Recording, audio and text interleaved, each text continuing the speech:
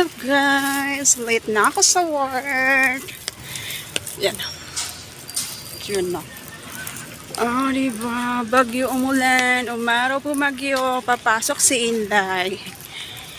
Kasi, tawag to ng trabaho. Yan, yan ang compound ng municipality namin. Yan, ikot ko kayo. Dito naman yung daan. Punta sa trabaho ko. Ay, nako. Late na si Inday. Ay, Diyos ko, bakit kasi bumagyo? Sorry, sorry. Hi, guys. Rain or shine. Ganito ang trabaho namin. Walang exempted. Work, work, work. Ay, nako. Bagyo pa more. Ayan, oh. Bagyo pa more. Oh my God, Lord. Carry pa naman. Sige lang. Para sa bayan. Kakayanin.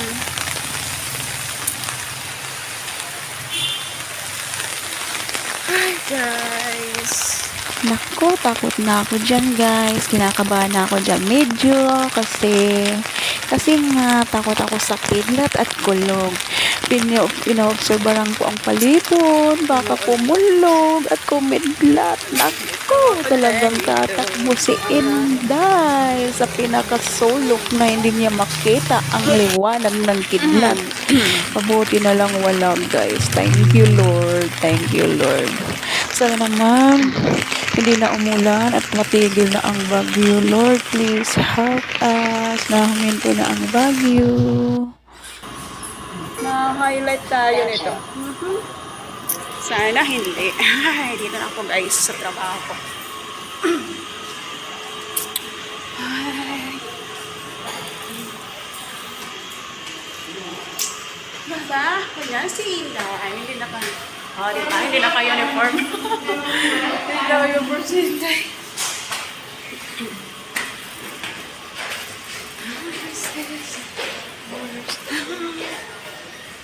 Gonna see.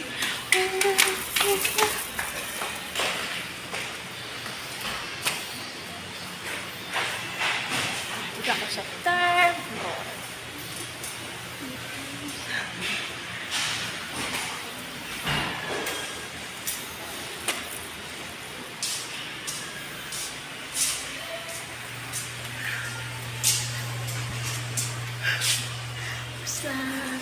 May naka-under unit na si Inday.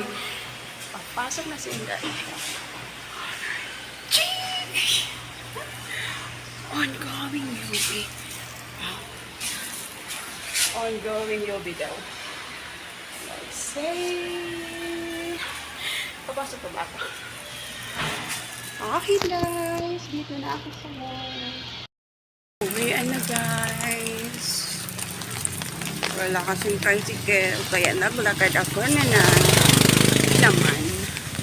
Sana nga lang, hindi ba yung dadaanan ko ngayon? Sana, makikita ko na. Hindi naman, thank you Lord.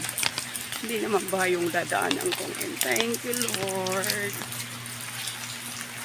Guys, tahimik ang mundo. Ang mga tao ngayon ay nasa loob lang ng bahay nila. Kasi maghapon magdamag ang ulan. Buong gabi umulan.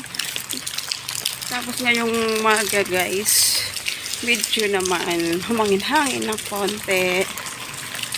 Pero buti na lang pag-uwi na namin pag-out namin sa work, hindi na humangin ng malakas.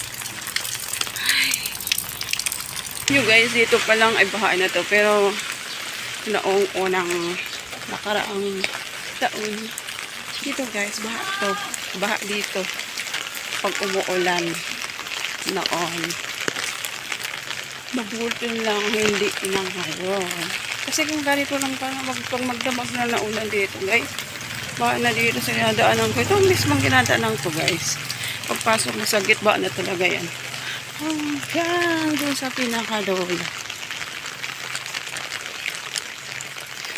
Pero okay na kayo kasi inayos nila ito noon. Noong January. Inayos nila ang bawat drainage. Kaya, mabuti na lang.